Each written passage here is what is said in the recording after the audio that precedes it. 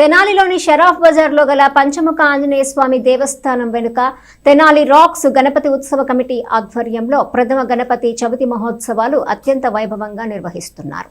ఉదయం శ్రీ గణపతి పూజ అనంతరం లలిత సహస్రనామ పారాయణం చేశారు. స్థానిక షరాఫ్ బజార్లోని పంచముఖ ఆంజనేయ స్వామి దేవస్థానం వెనుక అత్యంత సుందరంగా తీర్చిదిద్దిన వినాయక చవితి మండపంలో తెనాలి రాక్స్ గణపతి ఉత్సవ కమిటీ చవితి మహోత్సవాలను ఘనంగా నిర్వహిస్తోంది.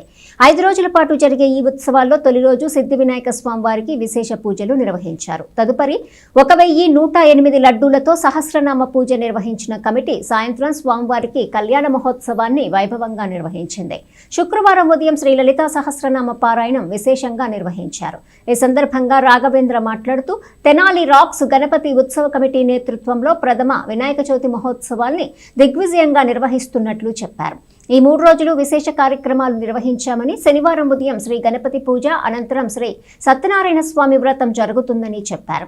ఈ వ్రతంలో స్థానిక భక్తులు కూర్చొని వ్రతాన్ని ఆచరిస్తారని రాఘవేంద్ర తెలిపారు. అలాగే 31వ తేదీన స్వామివారికి పుష్పయాగం నిర్వహిస్తామని, సాయంత్రం 4 గంటలకు లక్ష్మీ గణపతి హోమం పూర్ణాహుతి నిర్వహించి లడ్డూ వేలం అనంతరం మేళతాళాలతో వైభవంగా స్వామివారిని నిమజ్జన కార్యక్రమం నిర్వహిస్తామని రాఘవేంద్ర తెలియజేశారు.